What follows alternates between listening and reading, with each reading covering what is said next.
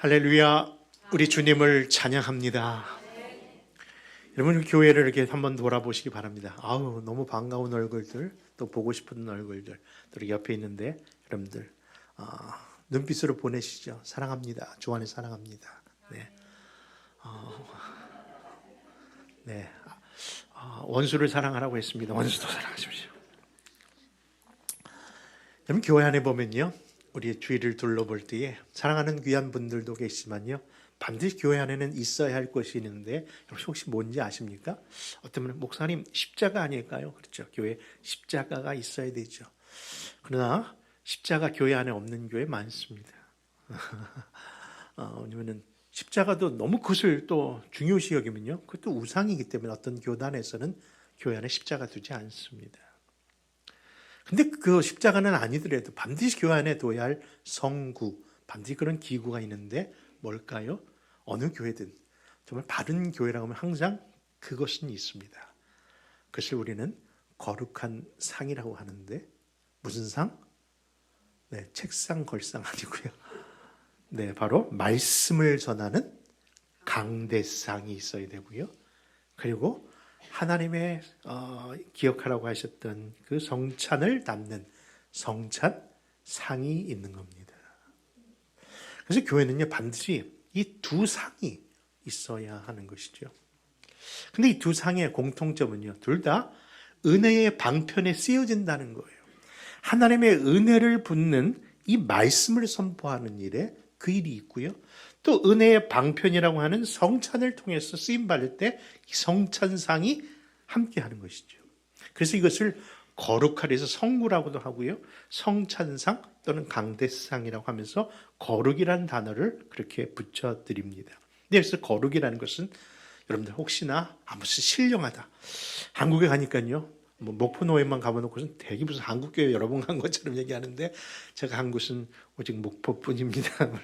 그런 의미에서 목포교회도 여전히, 목포교회는요, 성전이 지붕이 그러니까 천장이 얼마나 높은지, 우리 교회는 제 키에도 이 천장이 달랑말랑 하는데, 거기는요, 한 3층, 4층 건물이 그냥 올려 있는 것처럼 그냥 그렇게 교회가 높더라고요. 한 교인, 전교인이 다 부르면 1000명은 들어올 만큼 그렇게 성전을 잘 졌습니다. 근데 불구하고 그 안에서 이렇게 보니까요,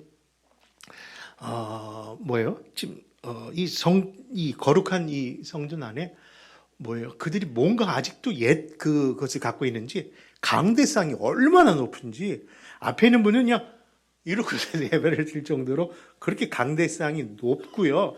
또 한 가지는 그 강대상에 저희들이 초청을 받아 저희 집사람하고 갑자기 올라가서 인사를 하게 되었는데, 다 신발을 벗고 올라가야 돼서 붓줄을 신고 갔잖아요. 저희가 그걸 벗고 다시 신으라고 아주 애를 먹었던 순간이 있었는데요. 그만큼 이 강대상, 이 앞에는요, 거룩하고 신령한 곳이라고 해서 완전히 그렇게 아직도 그렇게 행하고 있더라고요. 근데 여러분, 좋습니다. 그렇게 어른들이 섬겼다면 계속 섬기시라고 하십시오. 근데 중요한 거는 그 거룩이라는 것이, 그렇게 구별하는 것이 무슨 신령하기 때문에 하는 것이 아니라, 여러분, 그것은, 그 거룩이라는 의미는 신령한 의미의 거룩이 아니라 방금 이미 표현한 것처럼 구별한다. 다른 것과 구별한다는 거예요. 세상 것과 구별하는 것은 하나님의 것, 하나님께만 드린다는 것의 거룩이지, 이게 무슨 효력이 있거나 능력이 있어서 그것이 아니라는 것이죠. 그런 의미에서 이 거룩이 이 성찬식 가운데 있는 것이죠. 여러분, 사실 사도행전에 보면요, 초대교인들이 참 모이기를 힘썼습니다. 그들이 안식일에도 모였지만은 안식 후 첫날, 그러니까 오늘날 얘기하면 주일날도 모여서 하나님 앞에 예배드리고 하나님께 찬양하고 성도들 이렇게 했는데, 그들이 하나님께 찬양하고 기도하고 말씀 듣는 그런 것만 귀한 것이 아니라 또 하나 그들이 중요하게 여겼는데, 그것이 바로 교제입니다. 영적인 교제. 그들의 영적인 교제를 뭘 통해서 했냐면 바로 성찬, 성만찬을 통해서 그들이 교제를 했다고 합니다. 또 어떨 때 보면요, 이 떡을 받기 위해 모였다 할 정도로 그렇게 이 성찬을 매우 중요시 여겼다는 것이죠. 그러면서 이 예식을요, 그냥 이 일을 거룩한 예식이라고 해서 성례라고도 부르고 있는 이유입니다. 그래서 교회는요, 우리 기독교 안에서 교회는 두 가지 성례를 중요시 여깁니다. 근데 아마 천주교에서 신앙생활을 하거나 그에 관련된 분들은요, 천주교에서는 예식의 그 범위가 우리에게는 두 가지만이 아니라 7가지가 있는데 들어보셨습니까? 성례성사 또는 견진성사, 성체성사, 고해성사. 고해성사는 들어보셨죠? 죄를 고백하는 거. 그리고 병자들, 환자들이 가서 기름을 부르고 또 기도하는 거. 또 성품성사, 그래서 직분을 받을 때 또는 결혼할 때 혼인성사.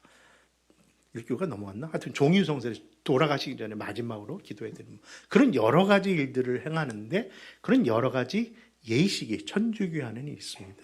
그런데 우리 기독교에서는요, 우리 교회 안에서는 단 2가지 거룩한 예식만 취합니다. 그게 뭘까요? 첫째, 세례식과 그리고 성찬식인 거예요. 순서를 좀 중요시 여깁니다. 왜냐하면 세례식이 있는 자가 받은 자가 성찬에 참여할 수 있기 때문에 세례식이 먼저인 거죠. 여러분 그렇습니다. 이미 표현된 것처럼요, 죄인된 우리들이 하나님께 구원받았다는 그 일이 예수 그리스도를 영접함으로 인하여 내가 이제 하나님의 자녀가 되었습니다라는 상징적인 표가 필요한데 그것이 바로 물에 들어갔다가 다시 나오는 세례식을 통해서 그것을 상징적으로 표를 주는 거죠. 그 의미를 부여한 거죠. 그래서 그것이 세례식이고요. 세례식에 그 감동이 있다 하겠습니다. 저도 지금도 그 세례를 받을 때의 그 기쁨을 누리는데 가르쳐 주신 어릴 때 세례해 주신 분이 그러시더라고요. 사실 너가 물속에 들어갔다 나와야 되는데 근데 간단하게 물을 뿌려서 세례해 주시면서 물에 들어갔다 나온다는 의미는 다른 것이 아니라 네가 물속에 죽었다가 다시 살아난 것이다 라면서 내 영혼이 이제 주님과 함께 새로운 인생이 되었음을 기억하라고 하면서 세례의 그 감동을 받았던 기억이 있습니다. 그런데 그런 세례와 함께 또 다른 예식이 있는데 그것은 바로 성찬식이죠. 그럼 성찬식은 뭡니까? 바로 세례받은 자가, 그 구원의 감격이 있는 자가 날마다 그 은혜를 더욱더 사모하는 마음으로 허락받는 거룩한 예식인데 그것은 바로 그 성례식. 여러분 이미 표현한 세례식은요, 몇 번 받죠? 평생? 한 번만 받으면 되나요? 어떤 분은요, 가끔가다 세례식에 이렇게 거룩하게 교회를 행사하니까 목사님 저도 다시 받으면 안 돼요? 왜냐하면 저는 너무 어릴 때 멋모르고 받아갖고 심지어는 유아 세례 때 뭘 하겠습니까? 또는 청년회 때 근데 그때는 그냥 초코파이 준다고 해갖고 군대에서 받았는데 지금 생각하니까 너무 제가 잘못 받은 것 같았어. 목사님 저 지난주처럼 그렇게 은혜로운 시간을 좀 더 한번 경험하게 해주세요 하면서 세례식을 한번 더 받게 된다고 할 때 제가 뭐라고 하겠습니까? 네, 그만해. 그만해, 거기까지. 왜 그럴까요? 세례는 단 한 번이거든요. 여러분 유아세례 여러분 기억하지 못한다 할지라도 그 세례는 세례입니다. 왜냐하면 세례가 중요하지만 세례는 구원받은 자의 상징의 표일 뿐.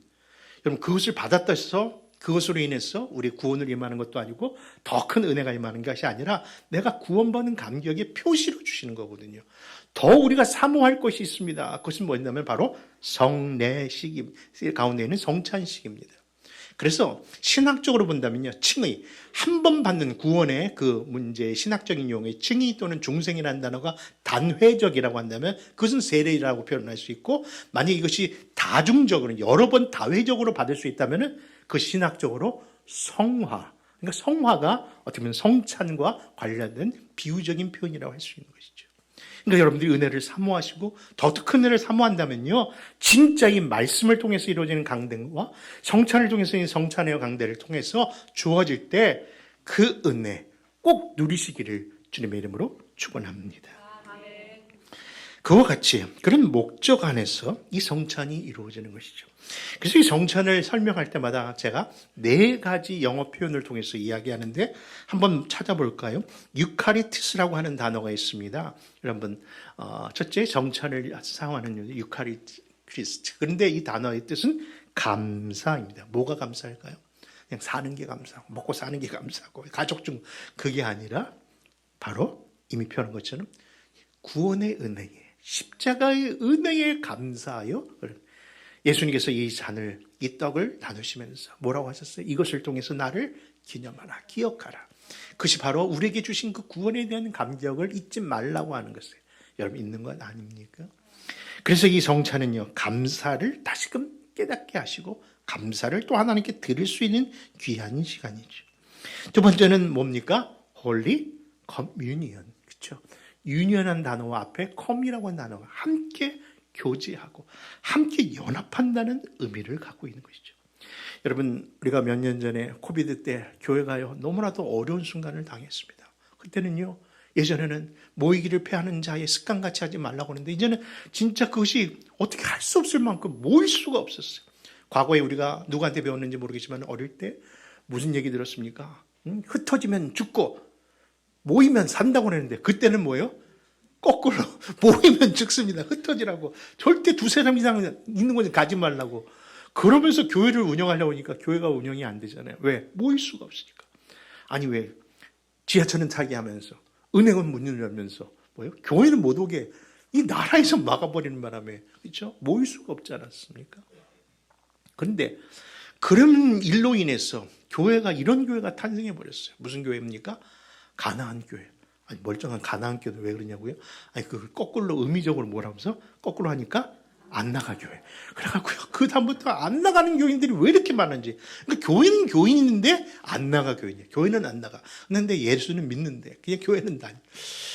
여러분 그런 신앙이 성립이 될 것처럼 인정이 돼버리는 사회가 지금이 돼버렸어요. 그래서 코비드 때 무슨 일이 생겼냐면요. 30%가 교인들이 떠나버렸어요. 떠난 교인들이 아직까지도 돌아오지 아니하는 분들이 있다는 것이죠. 이게 교회 형편이에요. 그래서 여러분들 그 30% 안에 30%의 교회는요 문을 닫고 말았어요. 근데 감사하게도 저희 교회는 이렇게 그래도 감사함으로 버티고 있는데 그 버틸 수 있었던 이유가 뭔가 많은 목회자들이 생각해 보았습니다. 여러분들의 기도, 그렇죠? 기도 있었죠. 여러분들의 헌신, 그렇죠? 교회를 사랑하는 사랑, 분명히 그런 것들이 있었어. 교회가 버텼는데 불구하고 그것이 다가 아니라 뭐가 있었냐면요, 홀리 커뮤니언이 있었던 거예요. 여러분, 그들이 알고 했는지 모르고 했는지 모르나 많은 목회자들이, 지혜로운 목회자들이요, 그 어려운 시간 속에서도, 모일 수 없는 시간 속에서도 뭐예요? 영상으로 예배드리는 그런 비대면적인 예배 속에서도 반드시 예배 안에 있어야 할 요소, 말씀 선포, 예배와 함께 모두 있어야 되냐면은 성찬도 있어야 되는데 그 성찬식을 어떻게 했습니까? 일일이 목회자들이 찾아가서 그 커뮤니언, 그 성찬을 나눠주고 함께 얘기한 다음에 언제 어느 순간에 같이 합니다라고. 여러분 그 경험하신 분들 눈 한번 껌뻑해 보시기 바랍니다.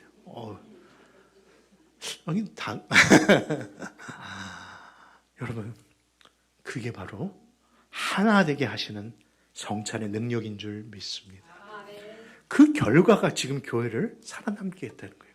왜냐하면 교회는요 이처럼 하나님과의 연합, 성도와의 연합을 연결하는데 반드시 성찬 예식이 쓰임받고 있다는 것이죠. 세 번째는 세크라멘트입니다. 여러분 우리 캘리포니아의 주도가 세크라멘트인데 그 세크라멘트의 의미가 뭘까요? 확고한 약속이 그 안에 있다는 거예요. 여러분 이 약속은 반드시 하나님께서 복음과 함께 주신 약속인데 그 약속은 성경의 구약과 신약인 것처럼 반드시 성취된다는 약속. 그 약속을 받으니까 우리가 뭐 하는 겁니까? 충성할 수 있고 우리가 헌신하게 되는 것이죠. 이 약속은 내가 너희와 영원히 함께 하신다는 그 약속이 담겨있기 때문에 어떤 형편 사정 속에서도 이 성찬을 대할 때마다 뭐예요? 다짐하고 또 다짐되게 하시기에 이 성찬은 은혜 그 자체를 증거하고 있는 것이죠. 그리고 네 번째는요, 홀리 서퍼, 성만찬입니다. 이미 아시다시피 주께서 이 성만찬은요 직접 제정하셨어요. 그리고 그 제정하심을 통해서 내가 영적으로 이 예식을 때마다 함께 영적으로 임재하실 것을 약속하셨던 거예요. 그래서 사랑하는 성도 여러분, 이것을 종합적으로 표현해 본다면요, 주께서 직접 베푸신 이 성만찬을 통해서 우리 안에 뭐가 넘치는 거예요? 그 은혜의 감격이 넘치고 감사가 넘치고 교회가 서로 연합되고 또 하나님 앞에 충성을 다님하는 그런 복된 시간이 바로 이 시간이기에 사랑하는 이 부르심에 초대받은 저와 여러분들은 얼마나 감사해야 될지, 얼마나 우리가 이 예식에 대하여 준비하고 받아야 되는지 다시 한번 자신을 돌아보는 시간 되시기를 소망합니다. 그래서 이 성찬은요, 다음과 같은 이유를 이렇게 말씀합니다. 우리 고린도전서 11장 23절에서 26절 긴 말씀 한번 읽어볼까요? 시작. 내가 너희에게 전한 것은 주께 받은 것이니 곧 주 예수께서 잡히시던 밤에 떡을 가지사 축사하시고 떼어 이르시되 이것은 너희를 위하는 내 몸이니 이것을 행하여 나를 기념하라 하시고 식후에 또한 그와 같이 잔을 가지시고 이르시되 이 잔은 내 피로 세운 새 언약이니 이것을 행하여 마실 때마다 나를 기념하라 하셨으니 너희가 이 떡을 먹으며 이 잔을 마실 때마다 주의 죽으심을 그가 오실 때까지 전하는 것이니라. 아멘. 이 성찬에 대한 당부와 약속들이 열거되었는데요. 그렇죠. 우리가 그래서 교회가 이 예식을 주기적으로 또는 어느 교회에서는 매주일 이 예식을 행하는 이유입니다. 그런데 이런 거룩한 예식을 행하기는 해야 되지만 이 예식을 여러분들이 경험할 때에 반드시 주의하셔야 할 것이 있습니다. 여러분 무엇을 주의해야 되는지 오늘 본문의 말씀 보니까 이 성찬을 함부로 받아서는 안 된다는 거예요. 심지어는 자기를 살핀 후에 이것을 받아야지 그러지 아니하면은 또 이것이 큰 죄가 된다라고 말씀합니다. 그 말씀을 오늘 보면 27절과 29절은 이렇게 말씀합니다. 다시 한번 또 읽습니다. 시작. 그러므로 누구든지 주의 떡이나 잔을 합당하지 않게 먹고 마시는 자는 주의 몸과 피에 대하여 죄를 짓는 것이니라. 사람이 자기를 살피고 그 후에야 이 떡을 먹고 이 잔을 마실지니 주의 몸을 분별하지 않고 먹고 마시는 자는 자기의 죄를 먹고 마시는 것이니라. 여러분 제가 감히 말씀을 드린 것처럼요. 은혜의 방편이라는 게 있거든요. 그러니까 은혜를 받는 통로가 있어요. 많은 분들이 오해하는 것 중에 찬양이 막 은혜의 통로인 줄 알고 막 찬양할 때 저는 은혜가 많이 임합니다. 하나님이 함께 하심을 경험합니다. 근데요. 찬양은 은혜의 방편? 아닙니다. 찬양은 하나님께 영광을 돌리는 시간이지 받는 시간이 아니에요. 여러분 엄밀히 본다면요. 찬양 속에 은혜를 받는 것이 아니라 받은 바 은혜를 돌리는 일인데 그것이 감동이 오는 것을 우리가 은혜라고 착각하는 것이지 엄밀히 본다면 은혜의 방편은요. 여러분 하나님의 말씀과 기도와 성찬뿐입니다. 그런데 이 성찬이 그런 은혜의 시간인데 이 은혜의 거룩한 시간을 함부로 행한다는 것이죠. 여러분 하나님 말씀을 전하는 이 강단에 제가 섰을 때에 여러분들 어느 수가 수군거리거나 딴짓하거나 그러면은 그 무례함에 대하여 여러분 목회자가 그것을 꼭 지적할 수밖에 없는 것처럼 성찬 예식 가운데서도 무례함을 행하시면은 안 되기에 성경은 이 사실을 이처럼 경히 여기지 말라고 경고하고 있는 겁니다. 여러분 거룩한 성찬을 대하는데 자기를 살피고 받으라고 하는데 여러분 이 말씀이 오히려 마치 잘못 오해대해서 잘못 행함으로 인하여 모습들을 드러내는데 그것은 전적인 지도자의 잘못일 수도 있으나 사랑하는 성도 여러분 스스로 가장 기본적인 교회 생활의 그 기본적인 것은 스스로 이제는 터득해야 되지 않으실까요? 언제까지 교회가 이거 해주세요 하면 매번 그 얘기를 할 수 있겠습니까? 생각해보면요. 여러분 우리 안에 하나님 앞에 온전한 예배를 드리지 못하는 때도 많습니다. 근데 그 대표적인 것이 이 성찬에서 이루어지는 것 같아요. 왜? 사단이 꼭 그것을 은혜 받지 못하게 하려고 역사하는 것이죠. 사실 오늘 이 아침에 성찬 일부 예배가 있었는데요. 아침부터 알람이 교회 안에 이 건물 안에 터져가고요. 들어올 수가 없는 형편이 되었고요. 성찬 예식을 하는데 마이크가 또 그냥 뭐 난리가 나고요. 정말 어려운 순간이 있었습니다. 왜 그럴까요? 이미 짐작은 했지만 오늘 큰 은혜가 임하겠구나. 하나님의 역사를 하실 거니까 사단이 또 장난질을 하는구나. 여러분, 그런데 그 일에 누군가가 쓰임받아서는 안 되는 건 아닐까요?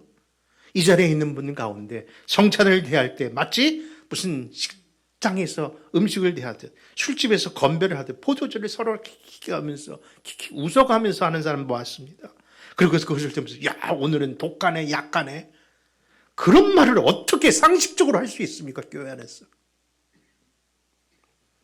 심지어는 양이 정례하면서 지금 우리가 이것을 무슨 뭐 하기 위해서 모이는 것이 아니라 거룩한 예수님의 몸과 피를 나누는 시간인데 그런 상식적인 것을 우리가 이야기하기에는 너무나도 안타까운 이야기가 아닐까. 이제는 신앙생활, 교회생활이 몇 년이 되셨는데 여지껏 가장 거룩한 예식에 그 거룩함, 구별된 시간을 안 한다면 여러분, 이것은 바로 지적당할 만한 내용이기 때문인 것이죠. 여러분, 심지어는 직분자들 가운데 그런 무지함을 보일 때가 있었음을 보게 됩니다. 여러분, 다시금 부탁드립니다. 하나님께 대하여서는요, 구별하십시오. 여러분, 저에게 목사님 요즘까지 더운데 여름에 얘기합니다. 요즘까지 추울 때 좀 옷 좀 꼭 넥타이를 매야 됩니까? 양복을 입어야 됩니까? 뭐 해야 돼요? 여러분, 그게 지금 저한테 물어볼 것이 아니라 스스로 얘기하셔야 돼요. 내가 지금 하나님께 나올 때에 거룩함을 입고 나오는가?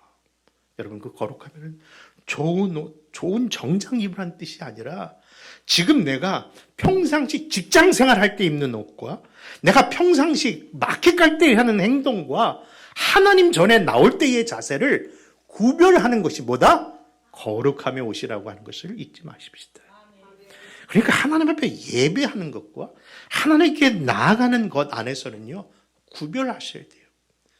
헌금을 드리는 거 함부로 표현하기도 죄송하지만은 그냥 무슨 적선하듯이 그냥 그렇게 하는 게 아니라, 옛 어른들은 뭐 하셨어요?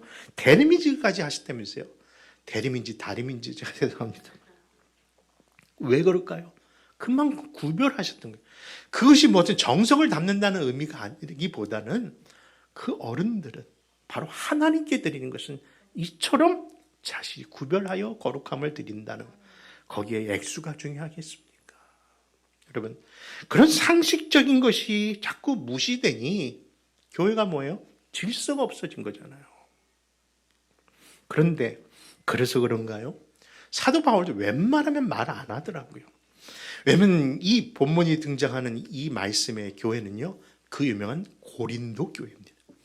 여러분, 고린도 교회라면요, 우리가 잘 아는 교회처럼 들려지만은 그 당시 초대교회에서 고린도 하면 문제 많은 교회, 그런 상징적 의미가 그 교회 이름의 뜻이었어요. 여러분 보십시오. 성경에 나오는 바리새인. 여러분, 바리새인이 얼마나 귀한 분들인지 아십니까? 존경받아야 되고요, 신앙적으로 해서 우리가 배움을 받아야 될 분을 바리새인이라고 했어요. 여러분, 구약에서 우리가 선지서를 보면요, 하나님께서 왜 그 민족을 심판하셨고 나라가 뺏겨졌는가가 그때 깨달으면서 형성된 신앙의 그 회복자들이 누구였냐면요, 바리새인들이 있어요. 그들이 하나님의 말씀을 무시했고 하나님의 말씀에 무지했기 때문에 우리가 하나님의 말씀을 제대로 배우고 제대로 말씀대로 살자고 생겨난 그 경건한 자들이 바리새인인데, 결국 신약에서나 지금에서나 바리새인은 어떤 의미가 됐어요? 부정적인 의미가 됐잖아요. 여러분, 우리가 속에 얘기하는 정치인, 저 사람 정치인이야. 그러면 대단한 사람이네. 그게 아니라 뭐예요? 좀 사기성이 있고 자기 이해만 있는 것으로 오해되는 것처럼 지금 이 고린도라고 하는 이름 자체가 그런 의미를 담고 있었다는 것이죠. 그러니까 얼마나 교회 안에 문제가 많았겠습니까? 정말 많았습니다. 아니, 은사가 왜 이렇게 많이 일어나는지. 여러분, 은사가 많이 일어나는 교회는 좋은 교회라고, 신령한 교회라고 생각하는데 그 은사 때문에 교회가 질서가 파괴되는 거예요. 아무나 강단에서 주일날 예배 안에서 방언을 하고 그거 방언을 가지고 그 함부로 누굴 지적하고 여러분 그 신령한 것을 질서가 사라지니까요 교회에 문제가 생겼어요. 근데 그 일을 행하는 사람들이 교회에서 잠잠하라고 했던 누구를 무시하려고 하는 것이 아니라 여성도들 가운데 자꾸 일어나면 해서 교회에 뭡니까? 파당이 생기고 그런 일들로 해서 교회에 어려움이 일어납니다. 그런데 그 사실들도 사도 바울이 이야기는 하지만 무조건 그것이 잘못됐다고 하지 않고 때로는 용납도 하고요. 또 그런 사람들 가운데서도 선한 사람이 있으니까 받아들이면서 칭찬도 합니다.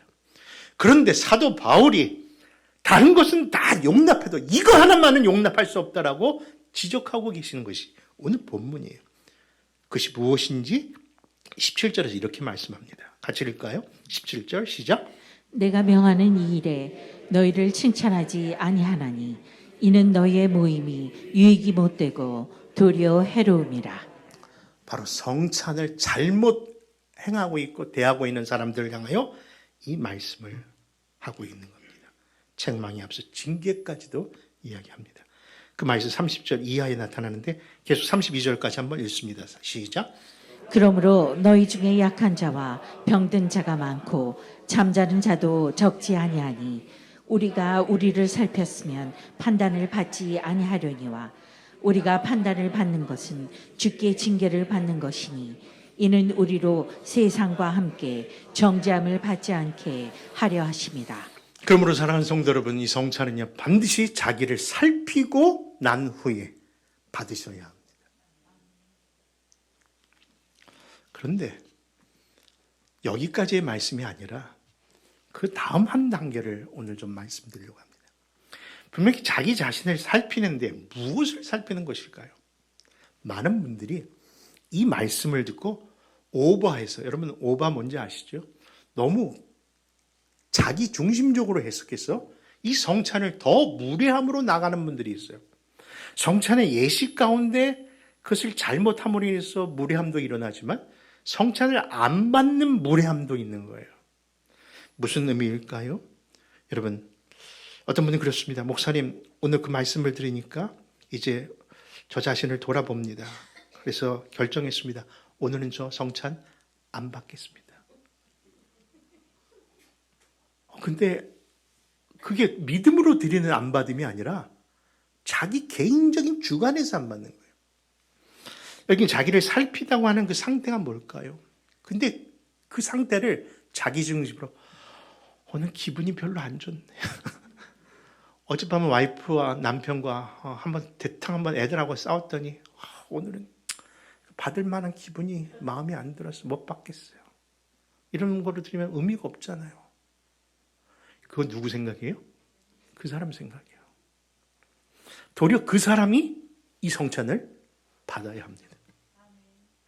성찬에서 자기를 살피고 그 차를 받지 않는다고 합당하게 받아야 된다는 이유는 자신의 마음, 자신의 기분 때문에 그것을 받고 안 받고가 아니라 자기 영적인 것을 살펴야 되는데 그 영적인 조건은 자기 영적인 믿음이 좋다, 나쁘다의 의미가 아니라 내가 정말 이 성찬의 의미인 예수 그리스도를 믿는가에 대한 자기의 모습의 태도를 점검하는 시간으로 생각하고 그것을 후에 받아야 된다라고 말씀하시는 거예요. 이것이 바로 영적인 상태를 점검하는 것입니다. 그러므로 사랑하는 성도 여러분, 29절에 주의 몸을 분별하지 못하는 것은 다른 의미가 아니라 예수님의 살과 피의 능력을 믿지 못하는 자가 함부로 받아서는 안 된다는 말씀을 하시면서 이 말씀을 하고 있는 거예요. 여러분, 양심이 선하고 도덕적으로 존경받는 사람일지라도요, 이 성찬 허락 안 합니다. 누구에게만 허락하는 겁니까? 예수 그리스도를 나의 주로 믿는 자들에게만 허락된 거예요. 교회는, 그리고 문은, 교회 문은, 그리고 예배는요, 누구든지 들어오라고 손을 벌립니다. 그렇죠? 누구도 들어올 수 있어서 예수를 아셔야 돼요. 예수를 믿어야 돼요. 그러나 성찬은요, 아까 말씀드렸지, 세례를 받은 자, 세례를 받은 세례 의식을 했다 안 했다가 아니라 진짜 예수 그리스도를 믿는 자에게 주어진 세례라면 그 세례를 받은 교인들이 폐쇄적인 공간 안에서 이 성찬을 받는다고 해도 틀린 말이 아니에요. 그래서 사실 이 성찬식에는요, 여러분들 세례 받은 자들만 허락하는 이유가 거기에 있습니다. 그러므로 꼭 기억하십시오. 이 성찬은요, 분명히 이 일을 통해서 믿음의 성장과 육체의 질병 가운데 있을지라도 반드시 회복하는 놀라운 엄청난 유익이 있음을 믿으시고 이 성찬에 여러분들 정말 기대하며 기도하는 마음으로 여러분 받으시기를 바랍니다. 여러분, 사실 예수님께서 어떤 반복을 한다는 것은 의미가 있지 않아요? 성경에 보면요, 강조법이라는 게 없어요. 우리는 뭐 이거 진짜인데 뭐 하는데, 근데 그 유대인식으로 표현해 본다면요, 강조는요, 뭐 반복이 강조예요. 그래서 여러분, 예수님께서 내가 진실로 얘기하는 것은 이게 정말 중요하기 때문에 얘기하는 거잖아요. 3번 반복은 더 큰 거죠. 그래서 유대인들은 뭐가 크다고 할 때 이것이 뭐 진짜 커, 뭐 하늘만큼 커, 뭐 땅만 그렇게 얘기 않고, 빵이 크다면은 빵, 뭐 크다는 뜻이에요. 그러니까 반복은요 크다는 거예요. 근데 예수님께서 바로 이 성찬식에서 그 반복법을 쓰세요. 왜일까요? 한번 찾아보겠습니다. 누가복음 22장 14절 15절입니다. 같이 읽습니다. 시작. 때가 이르매 예수께서 사도들과 함께 앉으사 이르시되 내가 고난을 받기 전에 너희와 함께 이 율줄 먹기를 원하였노라. 여러분, 반복이 어디 나와요? 원하고. 그러니까 보통 원한 게 아니었다는 거죠. 뭘 원하지 않았다고요? 뭘 원하셨다고요? 바로 십자가에 짓는 것이 이 땅에 오신 이유인데, 그 일에 앞서서 정말 원하는 일이 하나 있었는데 너에게 뭐 나눠주기를, 이 성찬 나눠주기를 내가 더 원했다. 왜일까요? 이 성찬의 유익을, 성도들에게 가져다 유익을 너무나도 바로 아셨기 때문에. 십자가에 돌아가시는 그 의미가 이 성찬과 함께 얼마나 계속적으로 기억되어야 되며 그 유익으로 성도들이 버틸 힘을 줄 수 있는 것을 알기 때문에 내가 이것을 너희에게 가르쳐주고 이것을 계속해서 나올 때까지 기념하도록 하고 하자는 그 뜻을 전하려고 원하고 또 원하였노라. 여러분, 그렇습니다. 예수님이 이 땅에 더 이상 계시지는 않았습니다. 십자가를 지시면서 하늘로 부활 후에 승천하셨습니다. 그런데 승천하시면서도 예수님께서 그들을 안심할 수 있었던 것은 무엇을? 성령님을 보내주셨고 성령님을 통해서 이루어지는 이 성찬의 예식에서 다시 그들을 만나실 것을 아셨기에.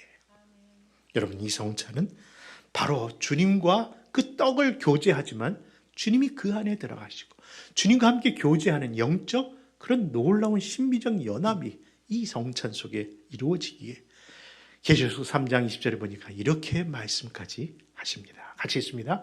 볼지어다 내가 문 밖에 서서 두드리노니 누구든지 내 음성을 듣고 문을 열면 내가 그에게로 들어가 그와 더불어 먹고 그는 나와 더불어 먹으리라.